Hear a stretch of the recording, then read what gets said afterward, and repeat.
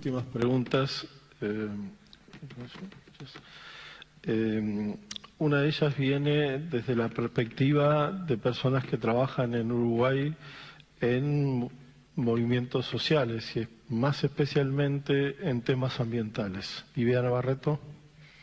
Bueno, gracias, profesor. Realmente es un honor escucharlo y un honor aún más grande poder hacerle una pregunta. La respuesta a la pregunta anterior me da el pie, creo yo, perfecto para consultarle lo que le quiero consultar. Al mismo tiempo que, como usted ha mencionado, estamos asistiendo a un enorme debilitamiento de las negociaciones internacionales para resolver la catástrofe climática o la llamada agenda del cambio climático, también estamos presenciando una creciente dinámica de las negociaciones en torno a lo que se llama el comercio internacional, con el impulso de las llamadas agendas del siglo XXI, y ahí está la proliferación de los acuerdos de inversión o acuerdos como el Acuerdo Transatlántico, el Transpacífico, el TISA, y estos instrumentos que claramente recortan las capacidades de las democracias de construir alternativas de supervivencia. ¿Cree usted, profesor, que estamos ante una nueva etapa en la construcción de poder corporativo a nivel global a partir de estas agendas del libre comercio? ¿Y cómo cree que los países de América Latina deberían pararse en torno a este escenario tan desafiante? Gracias.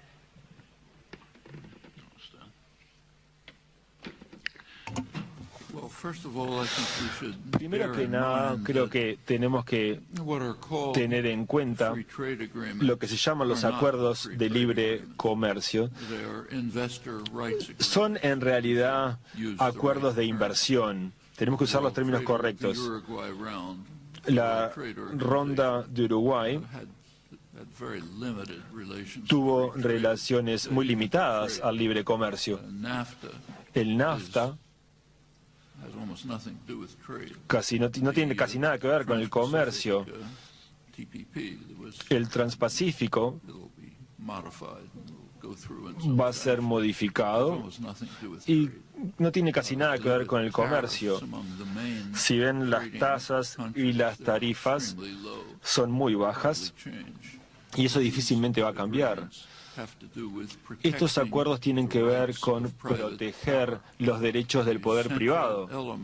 El elemento central de todos estos acuerdos, incluyendo la ronda de Uruguay, que fue la base de todo esto, es un aumento muy grande en los derechos de propiedad intelectual, que básicamente son los derechos de monopolio. Básicamente, Bill Gates es el hombre más rico del mundo y la razón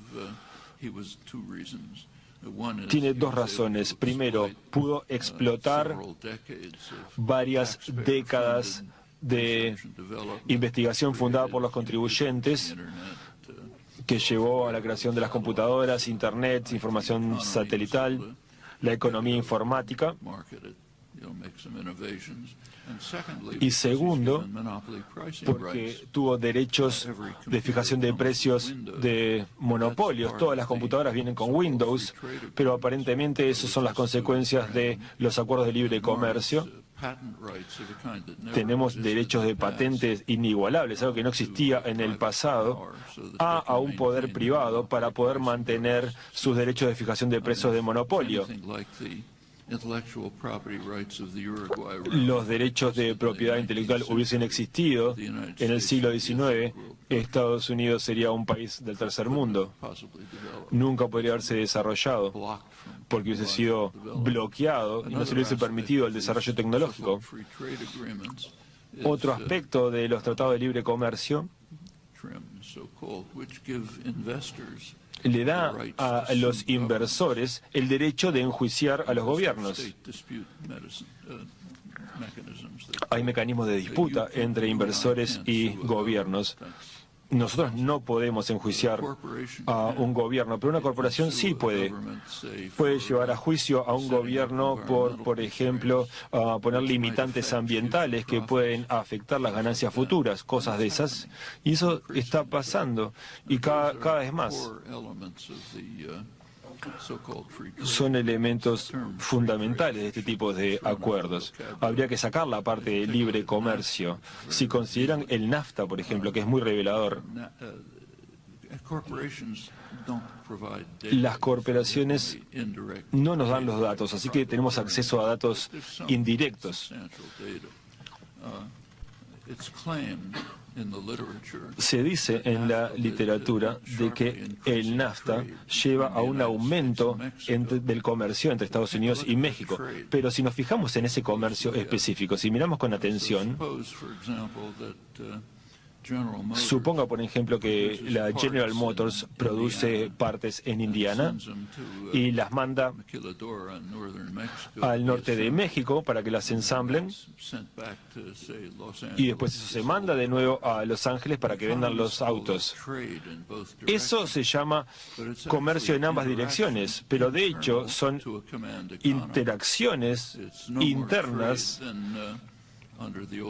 Es el mismo tipo de comercio que en la Unión Soviética, que se producían en una parte y se mandaban a Polonia para ser ensambladas, y llamaban a eso comercio. De hecho, es una interacción interna a una economía que domina.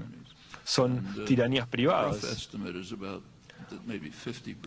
Se estima que ese 50% de eso que llaman comercio entre México y Estados Unidos es básicamente una interacción de una economía interna que domina la otra. Y eso de alguna manera... Hay otros aspectos que socavan, por ejemplo, la agricultura de México. Los campesinos mexicanos son muy eficientes, pero no hay manera de que puedan competir con los negocios agrícolas estadounidenses, que están muy subsidiados por el gobierno. Y así se da en todas las zonas, en todas las áreas en que miramos. Hay que ser muy cuidadoso con estos acuerdos. No son acuerdos de comercio realmente. Por ejemplo, el TTP se están dejando de lado y se están reconstruyendo de otras maneras. Existe un paralelo, un acuerdo paralelo y más importante en lo que llamamos comercio y servicios.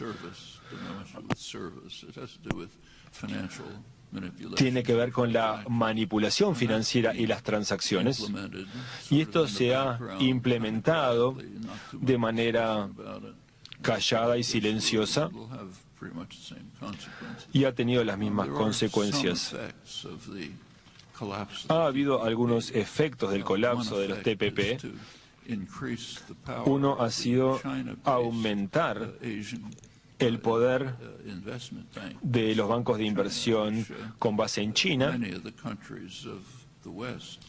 Muchos de los países de Occidente se han unido, incluido Inglaterra. Estados Unidos está excluido, y esto es parte del crecimiento del poder económico de China, que es menor que el de Estados Unidos, pero aún así significativo. Sin embargo, como les dije anteriormente, creo que la estructura de la economía internacional bajo el control de las corporaciones multinacionales es algo muy complejo y tiene una cadena de provisión muy compleja. Es muy estable y muy densa y capaz de mantener y retener poder económico político para obtener lo que buscan, a no ser que se produzca un involucramiento del público mucho mayor. El público para eso tiene que empezar a enterarse de lo que está sucediendo. Muchas de estas cosas van a continuar, pero pueden tomar formas diferentes.